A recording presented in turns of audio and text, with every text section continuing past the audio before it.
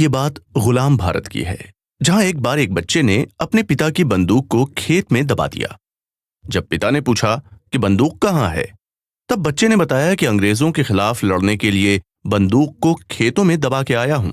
जब कई बंदूकें हो जाएंगी तो उनसे लड़ने में आसानी होगी। कौन था ये वीर जो बंदूक बोता था और कलम से वार करता था, जो कि फ्रीडम फाइटर होने के साथ साथ एक सोशलिस्ट रेवोल्यूशनरी था, जिसका सपना सिर्फ आजादी नहीं, उससे कहीं ज्यादा आगे का था। पर इतिहास ने उसके इस रेवोल्यूशनरी पर्सोना के एंगल को बहुत जस्टिस नहीं दिया और उसे बस एक बंदूकधारी देशभक्त तक सीमित कर दिया। यह रेवोल्यूशनरी कौन थे? दोस्तों, आज तक आपने देश के फ्रीडम फाइटर्स के बारे में जो भी सुना है, उसका सारा लब्बो लुबाब बस यही निकल कर आया कि भारत में दो तरीके के क्रांतिकारी थे। एक जो नॉन वायलेंट थे, शांति से प्रोटेस्ट करके उन्होंने आजादी के लिए स्ट्रगल किया। दूसरे वो थे जो थे बड़े ही गर्म खून के, बात बात पर निकाल देते थे हैंडमेड पिस्तौल। बागी किस्म के ये नौजवान पढ़ते थे कार्ल मार्क्स, मूंछों पर ताव देकर शान से लड़ते थे ब्रिटिश हुकूमत के खिलाफ। इनके बारे में कहा तो ये जाता है कि ये योद्धा अपनी पिस्टल और बाजुओं पर ज्यादा भरोसा करते थे और शांति से इनका इनकलाब आना जैसे मुमकिन ही नहीं था।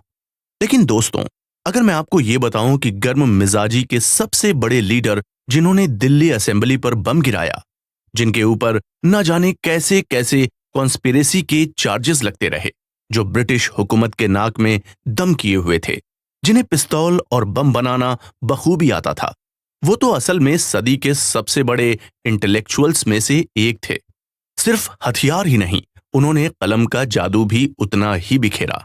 तो आखिर आज तक ये सच क्यों सामने नहीं आया कि उन्हें पिस्तौल की गोली से ज्यादा विचारों की क्रांति पर भरोसा था? तभी तो उन्होंने पूरे शान से कहा था कि बम और पिस्तौल से क्रांति नहीं आती, क्रांति की तलवार तो विचारों की शान पर तेज होती है। तो क्या यह योद्धा सिर्फ देशभक्त ही थे या उससे कहीं ज्यादा? क्या उनके विचार अंग्रेजी हुकूमत तक सीमित थे या वो सोचते थे इससे कहीं ज्यादा और आगे? इस योद्धा के बारे में ये भी शायद बहुत ही कम लोगों को पता है कि समुद्र सा गहरा उनका देश प्रेम तो था, उससे भी कहीं ज्यादा गहरा था उनका प्रिंसिपल ऑफ इंटरनेशनलिज्म।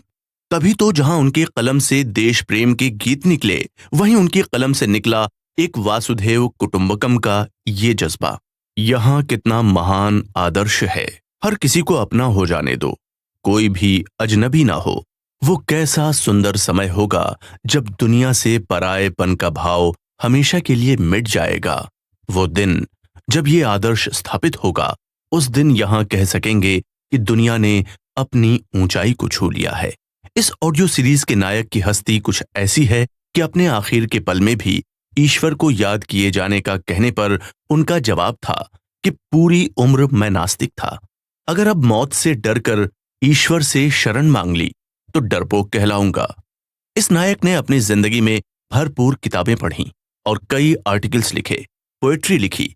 इनके लाइफ के 3 प्रिंसिपल थे जिस पर वो हमेशा डटे रहे। बचपन से ही तीव्र बुद्धि के यह योद्धा कई बड़ी इंटरनेशनल आइकन से इन्फ्लुएंस्ड थे। समाज और सत्ता को देखने का इनका नजरिया इनके कंटेम्पररीज से बिल्कुल अलग था।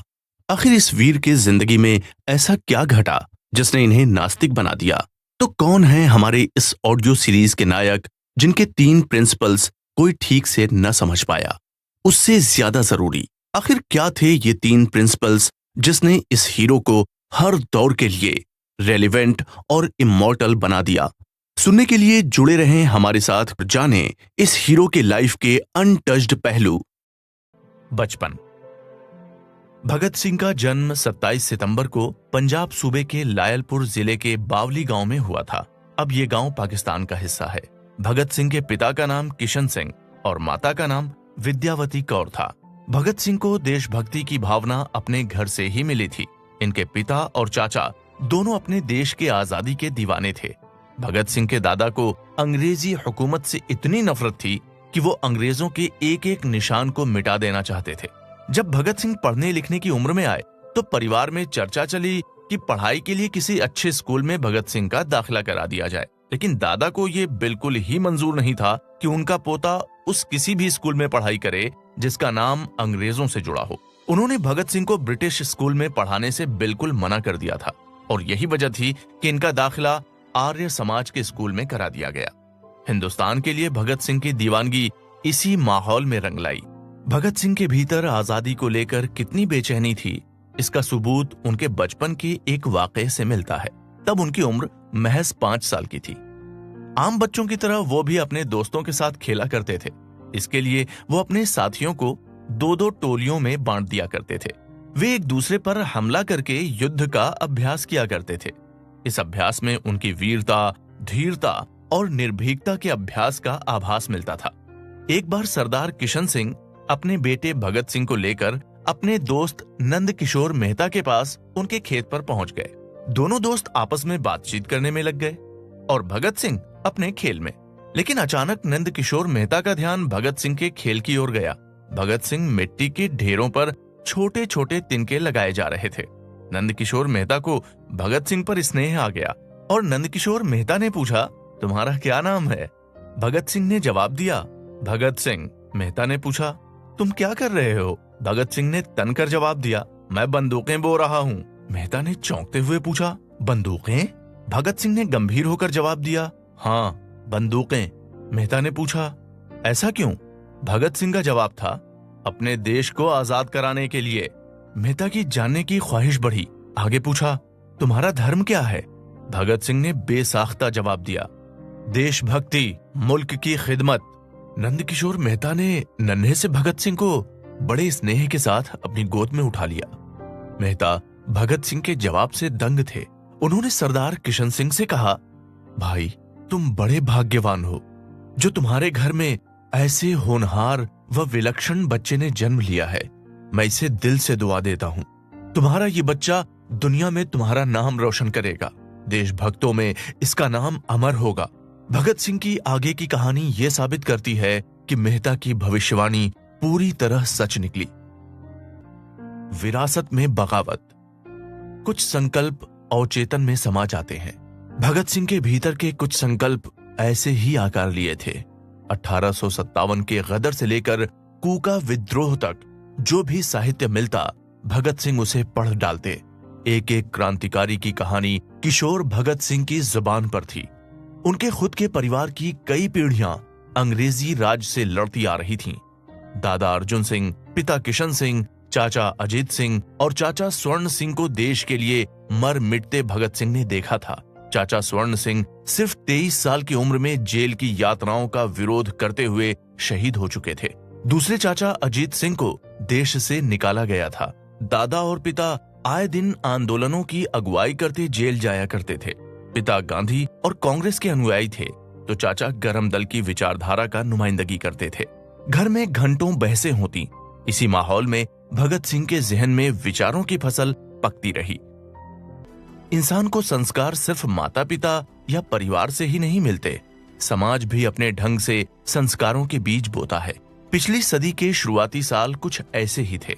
उस दौर में संस्कारों और विचारों की जो फसल उगी, उसका असर आज भी दिखाई देता है। उन दिनों गोरी हुकूमत ने जुल्म सितम की सारी हदें तोड़ दी थीं। देशभक्तों को कीड़े मकोड़ों की तरह मारा जा रहा था। किसी को भी फांसी पर चढ़ा देना सरकार का शगल बन गया था।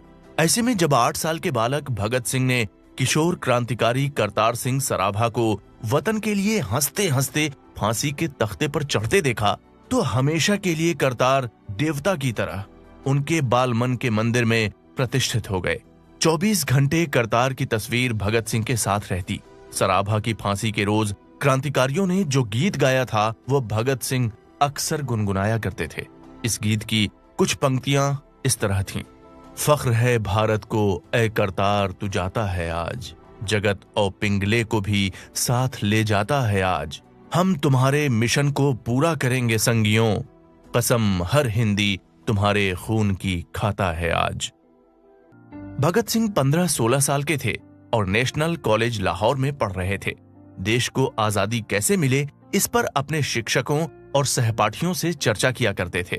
जितनी अच्छी हिंदी और उर्दू, उतनी ही अच्छी अंग्रेजी और पंजाबी भी। इसी कच्ची उम्र में भगत सिंह ने पंजाब में उठे भाषा विवाद पर झकझोर देने वाला लेख लिखा। लेख पर हिंदी साहित्य सम्मेलन ने 50 रुपए का इनाम दिया। भगत सिंह की शहादत के बाद 28 फरवरी 1933 को हिंदी संदेश में यह लेख प्रकाशित हुआ था। भगत सिंह ने उस लेख में लिखा था, इस समय पंजाब में उर्दू का जोर है, अदालतों की भाषा भी यही है। ये सब ठीक है, लेकिन हमारे सामने इस वक्त बड़ा सवाल भारत को एक राष्ट्र बनाना है। एक राष्ट्र बनाने के लिए एक भाषा होना आवश्यक है, लेकिन ये एकदम नहीं हो सकता। उसके लिए कदम कदम चलना पड़ता है। अगर हम सभी भारत की एक भाषा नहीं बना सकते तो कम से कम लिपि तो एक बना देना चाहिए। उर्दू लिपि सर्वांग संपूर्ण नहीं है। फिर सबसे बड़ी बात तो यह है कि उसका आधार फारसी है। उर्दू कवियों की उड़ान, चाहे वो हिंदी ही क्यों ना हो, ईरान से साकी और अरब के खजूरों तक जा पहुंचती है। काजी नजरुल इस्लाम की कविता में तो धूरजटी, विश्वामित्र और दुर्वासा की चर्चा बार बार है, लेकिन हमारे उर्दू, हिंदी, पंजाबी कवि उस ओर ध्यान तक न दे सके। क्या यह दुख की बात नहीं? इसका मुख्य कारण भारतीयता और भारतीय साहित्य से उनका अनजानापन है। उनमें भारतीयता आ ही नहीं पाती, तो फिर उनके रचे गए साहित्य से हम कहां तक भारतीय बन सकते हैं? तो उर्दू अपूर्ण है, और जब हमारे सामने वैज्ञानिक सिद्धांतों पर आधारित भरे पूरे रूप में हिंदी लिपि मौजूद है, तो फिर उसे अपनाने में हिचक क्यों? हिंदी के पक्षधर सज्जनों से हम कहेंगे कि हिंदी भाषा ही अंत में एक दिन भारत की भाषा बनेगी, लेकिन पहले से ही उसका प्रचार करने से बहुत सुविधा होगी। इसी बीच भगत सिंह घर छोड़कर कानपुर जा पहुंचे। भगत सिंह ने यहां पत्रकारिता करना शुरू कर दिया। उन्होंने बलवंत सिंह के नाम से लिखना शुरू कर दिया। उनके विचारोत्तेजक लेख प्रताप में छपते और उन्हें पढ़कर लोगों के दिलो दिमाग में क्रांति की चिंगारी भड़कने लगती।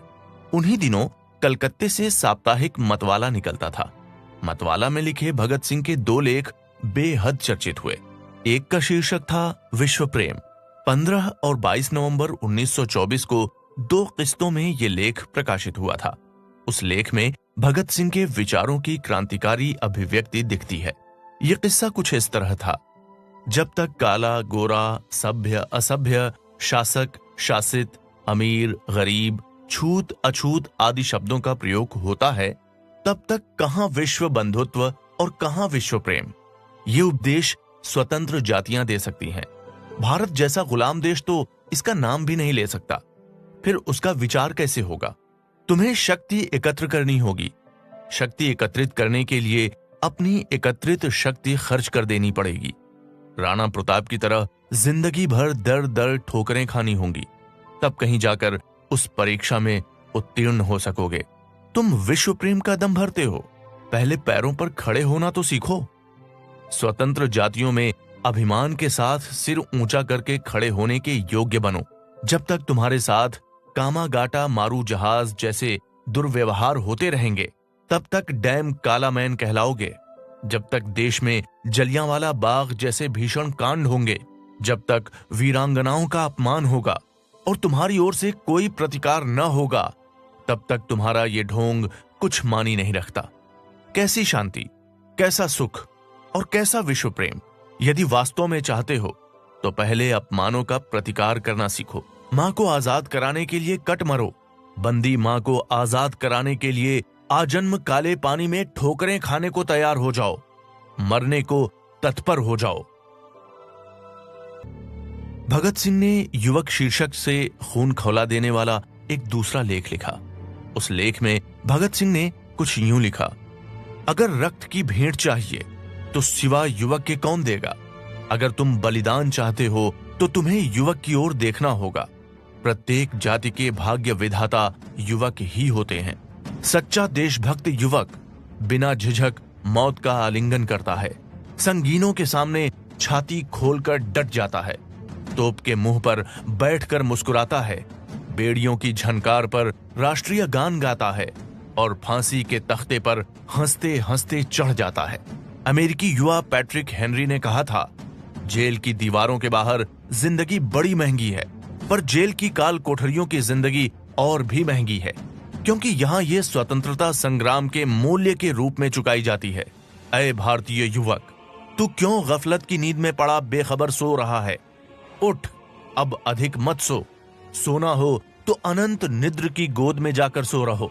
धिक्कार है तेरी निर्जीवता पर, तेरे पूर्वज भी नतमस्तक हैं इस नपुंसकत्व पर। यदि अब भी तेरे किसी अंग में कुछ हया बाकी हो तो उठकर माता के दूध की लाज रख, उसके उद्धार का बीड़ा उठा, उसके आंसुओं की एक एक बूंद की सौगंध ले, उसका बेड़ा पार कर और मुक्त कंठ से बोल, वंदे मातरम। प्रताप में भगत सिंह की पत्रकारिता को पंख लग गए। बलवंत सिंह के नाम से छपे इन लेखों ने धूम मचा दी। शुरुआत में तो खुद गणेश शंकर विद्यार्थी को पता नहीं था कि असल में बलवंत सिंह है कौन, और एक दिन जब पता चला तो भगत सिंह को उन्होंने गले से लगा लिया। भगत सिंह अब प्रताप के संपादकीय विभाग में काम कर रहे थे। इन्हीं दिनों दिल्ली में तनाव बढ़ा, दंगे भड़के और गणेश शंकर विद्यार्थी ने भगत सिंह को रिपोर्टिंग के लिए दिल्ली भेजा। विद्यार्थी दंगों की निरपेक्ष रिपोर्टिंग चाहते थे। भगत सिंह उनकी उम्मीदों पर खरे उतर रहे थे। प्रताप में काम करते हुए उन्होंने महान क्रांतिकारी शचीन्द्र नाथ सान्याल की आत्मकथा बंदी जीवन का पंजाबी में अनुवाद किया था। इस अनुवाद ने पंजाब में देशभक्ति की एक नई लहर पैदा कर दी थी। इसके बाद आयरिश क्रांतिकारी डेन ब्रीन की आत्मकथा का अंग्रेजी से हिंदी में अनुवाद किया। प्रताप में यह अनुवाद आयरिश स्वतंत्रता संग्राम शीर्षक से प्रकाशित हुआ। इस अनुवाद ने भी देश में चल रहे आजादी के आंदोलन को एक वैचारिक मोड़ दिया। भगत सिंह गणेश शंकर विद्यार्थी के लाडले थे। उनका लिखा एक एक शब्द विद्यार्थी को गर्व से भर देता था। ऐसी ही किसी भावुक पल में विद्यार्थी जी ने भगत सिंह को भारत में क्रांतिकारियों के सिरमौर चंद्रशेखर आजाद से मिलवाया। आजादी के दीवाने दो आतिशी क्रांतिकारियों का ये अद्भुत मिलन था। भगत सिंह अब क्रांतिकारी गतिविधियों और पत्रकारिता दोनों में शानदार काम कर रहे थे। गतिविधियां बढ़ी तो पुलिस को भी शंका हुई। विद्यार्थी जी ने पुलिस से बचने के लिए भगत सिंह को अलीगढ़ जिले के शादीपुर गांव के स्कूल में हेडमास्टर बनाकर भेज दिया।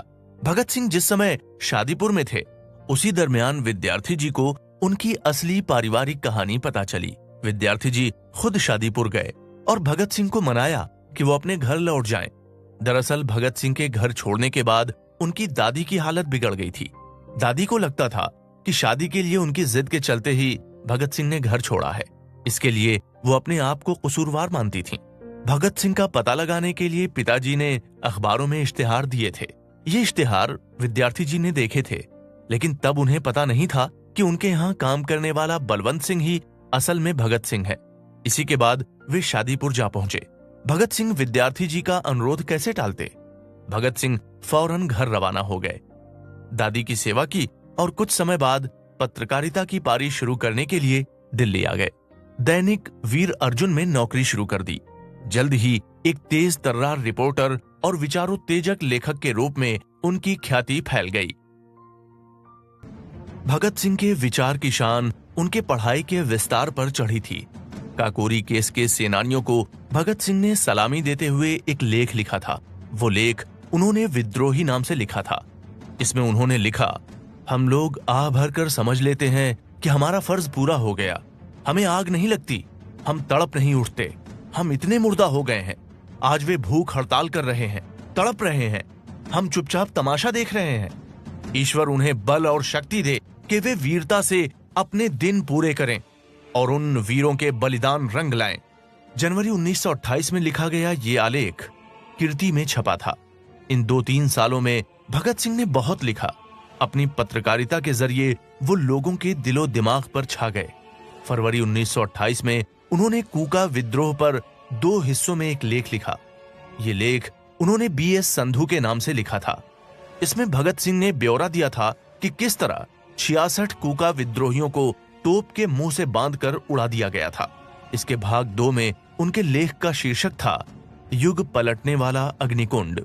इस लेख में भगत सिंह ने लिखा, सभी आंदोलनों का इतिहास बताता है कि आजादी के लिए लड़ने वालों का एक अलग ही वर्ग बन जाता है, जिनमें न दुनिया का मोह होता है और न पाखंडी साधुओं जैसा त्याग, जो सिपाही तो होते थे लेकिन भाड़े के लिए लड़ने वाले नहीं, बल्कि अपने फर्ज के लिए निष्काम भाव से लड़ते मरते थे। सिख इतिहास यही कुछ था। मराठों का आंदोलन भी यही बताता है। राणा प्रताप के साथी राजपूत भी ऐसे ही योद्धा थे और बुंदेलखंड के वीर छत्रसाल और उनके साथी भी इसी मिट्टी और मन से बने थे। मार्च से अक्टूबर 1928 तक कीर्ति में ही उन्होंने एक धारावाहिक श्रृंखला लिखी थी। शीर्षक था आजादी की भेंट शहादतें। इसमें भगत सिंह ने बलिदानी क्रांतिकारियों की गाथाएं लिखी थीं। इनमें एक लेख मदन लाल धींगरा पर भी था। इसमें भगत सिंह के शब्दों का कमाल नजर आता है। उन्होंने लिखा, फांसी के तख्ते पर खड़े मदन से पूछा जाता है, कुछ कहना चाहते हो? उत्तर मिलता है, वंदे मातरम, माँ, भारत माँ, तुम्हें नमस्कार। और वो वीर फांसी पर लटक गया।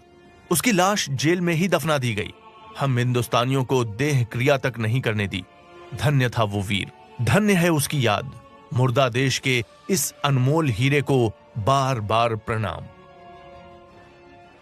1928 में भगत सिंह ने कीर्ति नामक एक पत्र में नए नेताओं के अलग अलग विचार शीर्षक से एक लेख लिखा था। तब वे सिर्फ 21 साल के थे।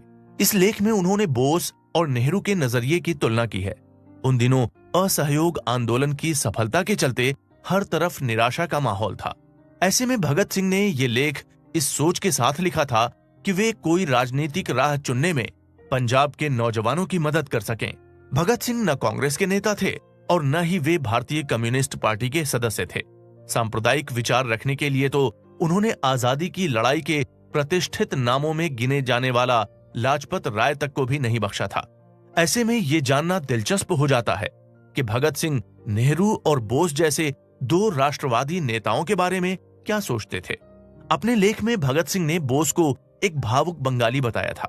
उनके मुताबिक सुभाष चंद्र बोस भारत की प्राचीन संस्कृति के भक्त हैं, जबकि जवाहरलाल नेहरू अंतर्राष्ट्रीय दृष्टि वाले नेता। भगत सिंह के मुताबिक बोस कोमल दिल और रूमानी सोच वाले नेता हैं। दूसरी ओर वे नेहरू को परंपराओं से बगावत करने वाले नेता के तौर पर देखते हैं। अमृतसर और महाराष्ट्र में हुए कांग्रेस के सम्मेलनों में दोनों नेताओं के भाषण का अध्ययन करने के बाद भगत सिंह ने कहा था कि भले ही बोस और नेहरू दोनों पूर्ण स्वराज के समर्थक हों, लेकिन उन दोनों की सोच में जमीन आसमान का अंतर है। अपने लेख में भगत सिंह बॉम्बे में हुई उस बैठक का उदाहरण दिया था जो नेहरू की अध्यक्षता में हुई थी और जिसमें बोस ने भाषण दिया था। अपने लेख में भगत सिंह ने बोस के उस भाषण को एक सनक भरा प्रलाप कहा है, जिसमें यह टिप्पणी की गई थी कि विश्व के लिए भारत के पास एक विशेष संदेश है। अपनी टिप्पणी में भगत कहते हैं कि पंचायती राज से समाजवाद तक बोस हर चीज की जड़ प्राचीन भारत में देखते हैं और मानते हैं कि भारत का अतीत महान था। भगत सिंह को बोस का राष्ट्रवाद संकीर्ण और आत्ममुग्धता से भरा लगता है। वे बोस की इस बात से इत्तेफाक नहीं रखते कि दूसरे देशों की तरह भारत का राष्ट्रवाद संकीर्ण नहीं है। इसके बाद अपने लेख में भगत सिंह नेहरू के अध्यक्षीय भाषण की तरफ बढ़ते हैं। नेहरू बोस की बात काटते हैं। उनके मुताबिक हर देश को यह लगता है कि उनके पास दुनिया को देने के लिए कुछ विशेष और अनूठा संदेश है। वे कहते हैं, मुझे अपने देश में कुछ वैसा विशेष नहीं लगता जैसी बातों में सुभाष बाबू यकीन रखते हैं। बोस और नेहरू की सोच में फर्क है। सुभाष चंद्र बोस इसलिए अंग्रेजों से आजादी चाहते हैं कि वे पश्चिम के हैं और हम पूरब के। जवाहरलाल नेहरू इसलिए आजादी चाहते हैं कि स्वशासन के जरिए हम अपनी सामाजिक व्यवस्था बदल सकते हैं।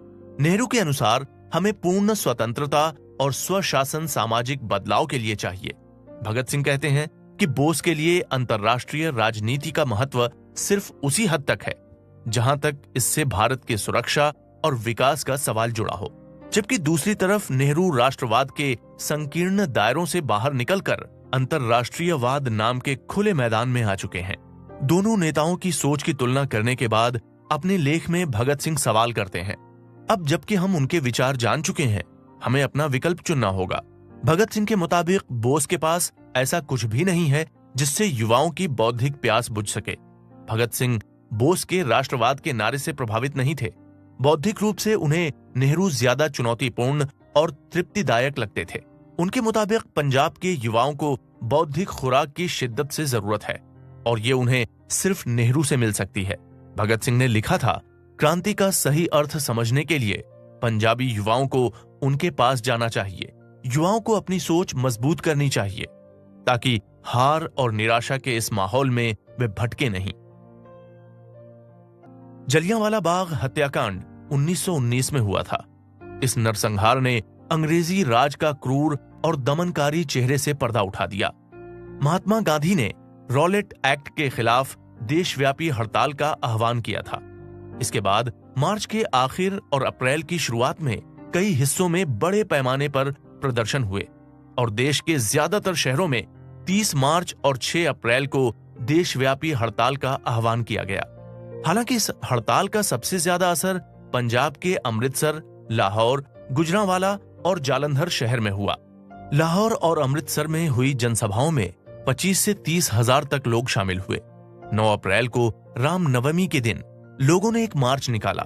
रामनवमी के मौके पर निकले इस मार्च में हिंदू तो थे ही, मुस्लिम भी शामिल हुए। जनरल डायर और उनके प्रशासन को सबसे ज्यादा चिंता इसी हिंदू मुस्लिम एकता को देखकर हुई थी। किसी भी विरोध को कुचलने के लिए हमेशा आतुर रहने वाले पंजाब के गवर्नर डायर ने उसी दिन अमृतसर के लोकप्रिय नेताओं डॉक्टर सत्यपाल और सैफुद्दीन को अमृतसर से निर्वासित करने का फैसला कर लिया और ठीक उसी दिन गांधी जी को भी पंजाब में घुसने नहीं दिया। 13 अप्रैल को शाम लगभग 4:30 बज रहे थे।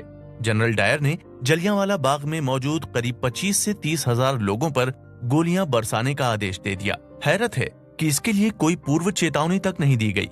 डायर के हुक्म पर करीब 10 मिनट तक बिना रुके गोलियां बरसती रहीं। सैनिकों ने करीब 1650 राउंड गोलियां चलाईं। सरकारी दस्तावेज में दर्ज हुआ कि 379 लोग लाश में तब्दील कर दिए गए। हालांकि कहा जाता है कि इस नरसंहार में करीब 1000 लोग मौत के हवाले कर दिए गए थे। उस समय भगत सिंह की उम्र महज 12 साल की थी। मगर यह पहला मौका था जब भगत सिंह के रगों में अंग्रेजों के खिलाफ नफरत, गुस्से का रंग इख्तियार कर लिया था। इस नरसंहार ने भगत सिंह को भीतर से झकझोर दिया था। इस घटना की सूचना मिलते ही वे अपने दोस्तों के साथ घर से 12 मील दूर जलियांवाला बाग पहुंच गए और अंग्रेजों के विरोध में हिस्सा लिया। जलियांवाला बाग नरसंहार ने लोगों के भीतर गुस्सा भर दिया था, मगर उस गुस्से को कुछ समय तक गांधी जी के नए प्रयोग के आश्वासन ने थामे रखा। उस समय महात्मा गांधी अंग्रेजों के खिलाफ असहयोग आंदोलन चला रहे थे। गांधी जी को यह बात का यकीन था कि अहिंसा के जरिए देश को आजादी मिल सकती है। ऐसा मंजर हर तरफ दिख भी रहा था। लेकिन इसी बीच चौरा चौरी कांड हो गया। गोरखपुर के पास स्थित चौरा चौरी नामक एक जगह पर आंदोलनकारियों ने थाने में आग लगा दी और 22 पुलिसकर्मियों को उस आग के हवाले कर दिया। इसके बाद गांधी जी ने अपना असहयोग आंदोलन अचानक से वापस ले लिया। इससे लाखों नौजवानों को धक्का लगा। उन्होंने अपने देश की आजादी के लिए क्रांतिकारी मार्ग चुनना पसंद किया। यही वो वक्त था जिसमें आजादी पाने की फिलॉसफी की बुनियाद हिंसक क्रांति बन गई। नौजवानों के गर्म खून में शहादत के जज्बात उबलने लगे।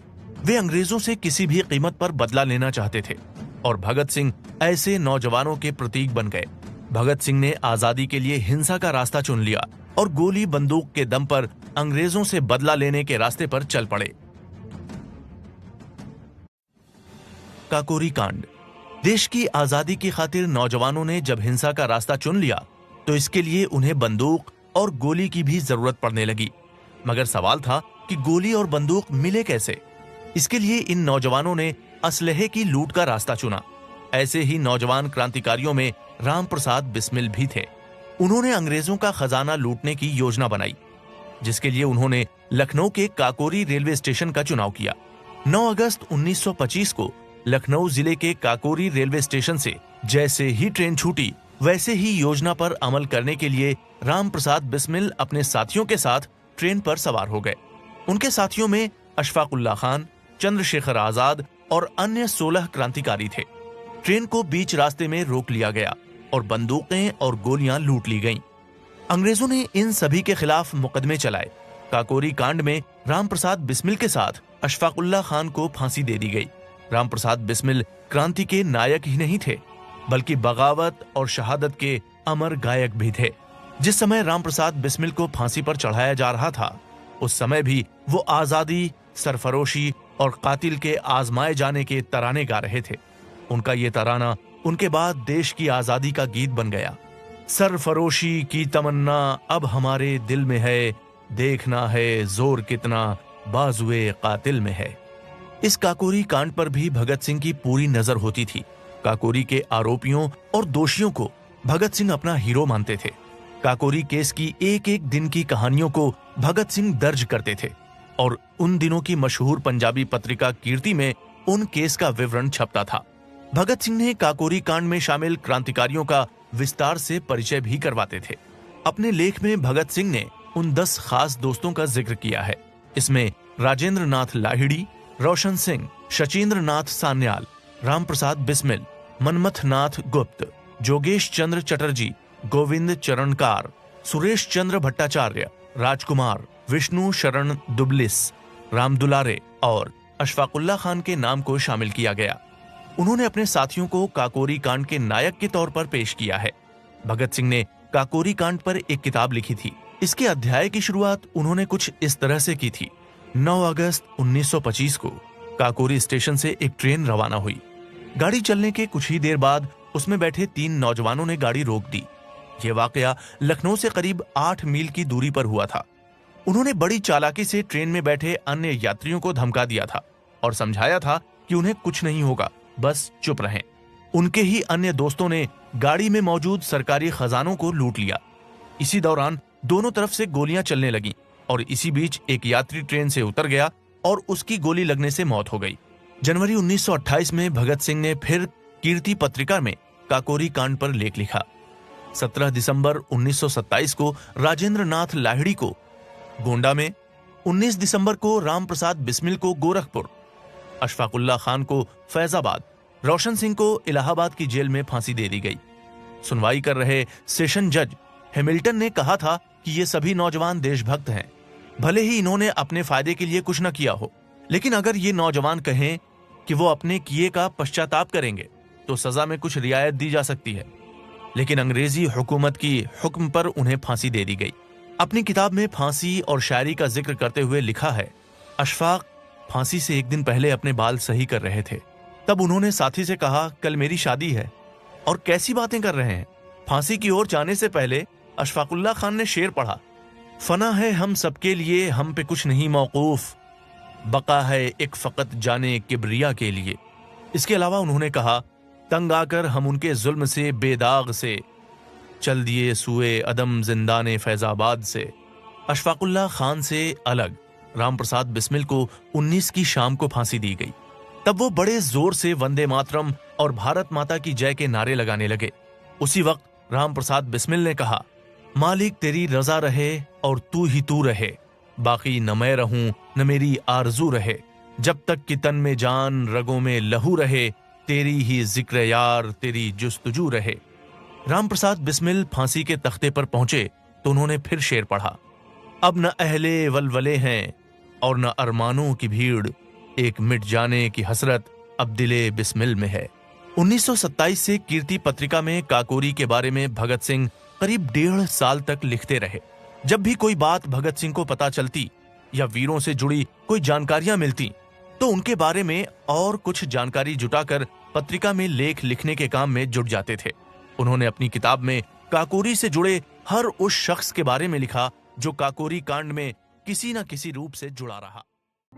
असेंबली हॉल में बम धमाका। आज जिसे हम अपने संसद भवन के तौर पर जानते हैं, उस जमाने में वो काउंसिल हाउस था। भगत सिंह ने यहीं धमाके किए थे। धमाके की वजह, अंग्रेज सरकार काउंसिल हाउस में 2 नए बिल ला रही थी। ये बिल था पब्लिक सेफ्टी और ट्रेड डिस्प्यूट्स बिल। माना गया था कि ये दोनों बिल भारतीयों के लिए बेहद खतरनाक थे। इस बिल का भारतीयों ने पुरजोर विरोध किया था, लेकिन सरकार किसी भी कीमत पर इन बिलों को पास कराने का फैसला ले चुकी थी। दरअसल इस बिल के पास हो जाने से क्रांतिकारियों का दमन करना सरकार के लिए आसान हो जाता। ये बिल उसी की तैयारी थी। उस समय सदन में सर जॉन साइमन के अलावा मोतीलाल नेहरू, मोहम्मद अली जिन्ना, NC केलकर और MR जयकर भी मौजूद थे। भगत सिंह को ये अच्छी तरह पता था कि उनके बम इस विधेयक को कानून बनने से रोक नहीं पाएंगे, क्योंकि नेशनल असेंबली में ब्रिटिश सरकार के समर्थकों की कमी नहीं थी और दूसरे वायसराय को कानून बनाने के असाधारण अधिकार मिले हुए थे।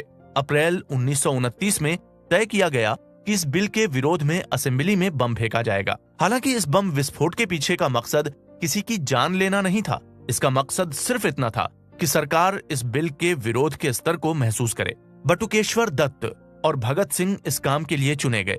8 अप्रैल 1929 को इस बिल पर दिल्ली के असेंबली में जोरदार बहस चल रही थी। सबका ध्यान बहस की ओर था।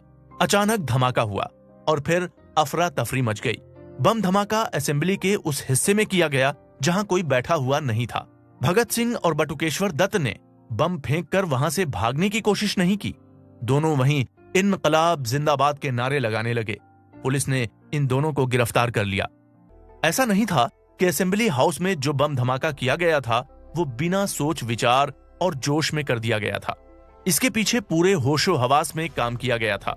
सेफ्टी बिल पेश होने से 2 दिन पहले यानी 6 अप्रैल 1929 को भगत सिंह और बटुकेश्वर दत्त काउंसिल हाउस के असेंबली हॉल गए थे ताकि ये जायजा लिया जा सके कि पब्लिक गैलरी किस तरफ है और किस तरफ से बम फेंके जाएंगे, क्योंकि वो ये हर कीमत पर सुनिश्चित कर लेना चाहते थे कि उनके फेंके गए बमों से किसी का नुकसान न हो। हालांकि जिन 2 बिलों को पास किया जाना था उनमें से ट्रेड डिस्प्यूट बिल पास किया जा चुका था। इस बिल में मजदूरों की ओर से की जाने वाली हर तरह की हड़ताल पर रोक लगा दी गई थी। लेकिन पब्लिक सेफ्टी बिल पर हाउस के अध्यक्ष विट्ठल भाई पटेल ने अभी तक अपना फैसला नहीं सुनाया था। इस बिल में सरकार को संदेह की बुनियाद पर किसी पर भी बिना मुकदमा चलाए उसे हिरासत में रखने का अधिकार दिया जाना था। काउंसिल हाउस में एंट्री। भगत सिंह और बटुकेश्वर दत्त 8 अप्रैल को 11 बजे हाउस में दाखिल हो चुके थे। हाउस की कार्यवाही अब तक शुरू नहीं हुई थी। भगत सिंह और बटुकेश्वर दत्त को हाउस में दाखिल होते किसी की नजर उन दोनों पर नहीं पड़ी। उस समय दोनों ने खाकी रंग की कमीज और हाफ पैंट पहन रखी थी। ऊपर से उन्होंने सिलेटी रंग का 4 खाने का कोट पहना हुआ था। इस कोट में 3 बाहरी जेबें थीं और 1 जेब भीतर थी। उन दोनों ने मोजे भी पहन रखे थे। भगत सिंह के सिर पर एक विदेशी फेल्ट हैट थी। उस हैट को पहनने के पीछे उनका मकसद महज इतना था कि ऊंची कदकाठी और शानदार शख्सियत के कारण उन्हें अपने काम को अंजाम देने से पहले ही कोई पहचान न ले। उन्होंने उस फेल्ट हैट को लाहौर की एक दुकान से खरीदा था। हाउस का एक भारतीय सदस्य उन्हें गेट पर पास देकर गायब हो गया था। उस समय हाउस की दर्शक दीर्घा लोगों से खचाखच भरी हुई थी।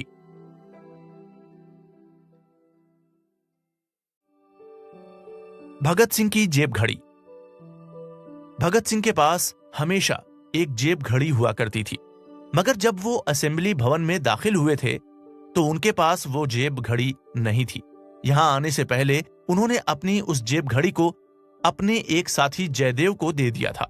ये जेब घड़ी कोई मामूली जेब घड़ी नहीं थी। इस घड़ी का अपना एक इतिहास था। कई क्रांतिकारियों की जेबों से गुजरती हुई ये घड़ी भगत सिंह के पास तक आई थी। सबसे पहले ये घड़ी गदर पार्टी के एक सदस्य ने फरवरी 1915 में खरीदी थी। इसके बाद ये घड़ी रास बिहारी बोस के पास आई थी।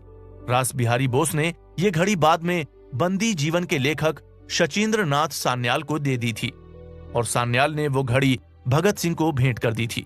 भगत सिंह ने असेंबली भवन में जाकर जो बम फेंके थे उसकी खबर उनके ही साथी दुर्गादास ने जमाने को दी थी। बाद में उन्होंने एक किताब लिखी थी, India from Nehru to Curzon and after. इस किताब में भगत सिंह के बम फेंके जाने की घटना का उन्होंने बहुत ही बारीकी से जीवंत वर्णन किया है। India from Nehru to Curzon and after में दुर्गादास ने लिखा है, 8 अप्रैल को जैसे ही अध्यक्ष विट्ठल भाई पटेल सेफ्टी बिल पर अपना फैसला सुनाने के लिए खड़े हुए, भगत सिंह ने असेंबली के फर्श पर बम को लुढ़का दिया। मैं पत्रकारों की गैलरी से बाहर निकलकर प्रेस रूम की तरफ दौड़ा। मैंने एक संदेश डिक्टेट कराया और एपीआई के न्यूज डेस्क से कहा कि वो इसे लंदन में राइटर और पूरे भारत में फ्लैश कर दें। इससे पहले कि मैं फोन पर और विवरण देता, फोन लाइन डेड हो गई। पुलिस वालों ने तुरंत असेंबली का मेन गेट बंद कर दिया। मेरे सामने ही भगत सिंह और बटुकेश्वर दत्त को हिरासत में ले लिया गया। लेकिन मेरी खबर को राइटर ने 3 घंटे तक नहीं चलाया, क्योंकि उसका कोई फॉलो अप नहीं भेजा गया था। सवाल था कि भेजा भी कैसे जाता। किसी पत्रकार को असेंबली हॉल से बाहर ही नहीं आने दिया गया। उठते हुए धुएं के बीच स्पीकर विट्ठल भाई पटेल ने सदन की कार्यवाही स्थगित कर दी। इनकलाब जिंदाबाद का नारा। भगत सिंह ने बम फेंकते हुए बड़ी सावधानी बरती थी। उन्होंने इस बात का पूरा ध्यान रखा था कि वो बम को कुर्सी पर बैठे हुए सदस्यों से थोड़ी दूर पर लुढ़काएं, ताकि किसी भी सदस्य को किसी तरह का कोई नुकसान नहीं पहुंचे। भगत सिंह ने आहिस्ता से बम को लुढ़का दिया। बम जैसे ही फटा, जोर की आवाज हुई और पूरा असेंबली हॉल धुएं से भर गया। कुछ देर पहले ही जगमगा रहा असेंबली हॉल में अंधेरा छा गया। दर्शक दीर्घा में अफरा तफरी मच गई। लोग इधर उधर भागने लगे। इसी बीच बटुकेश्वर दत्त ने दूसरा बम फेंक दिया। दर्शक दीर्घा में मौजूद लोगों ने बाहर के दरवाजे की तरफ भागना शुरू कर दिया। भगत सिंह अपने साथ कुछ पर्चे भी लाए थे। कुलदीप नैयर ने अपनी किताब without fear the life and trial of Bhagat Singh में इसके बारे में डिटेल से बताते हुए लिखा है, ये बम कम क्षमता के थे और इस तरह फेंके गए थे कि किसी की जान न जाए। बम फेंकने के तुरंत बाद दर्शक दीर्घा से इनकलाब जिंदाबाद के नारों के साथ पेड़ के पत्तों की तरह पर्चे नीचे गिरने लगे। उनका मजमून खुद भगत सिंह ने ही लिखा था। Hindustan socialist Republican association party के लेटर हेड पर उसकी 30-40 प्रतियां टाइप की गई थीं। हिंदुस्तान टाइम्स के सजग संवाददाता दुर्गा दास ने अपनी सजगता का परिचय देते हुए वो पर्चा वहां से उठा लिया और हिंदुस्तान टाइम्स के संध्याकालीन विशेष संस्करण में छापकर सारे देश के सामने रख दिया।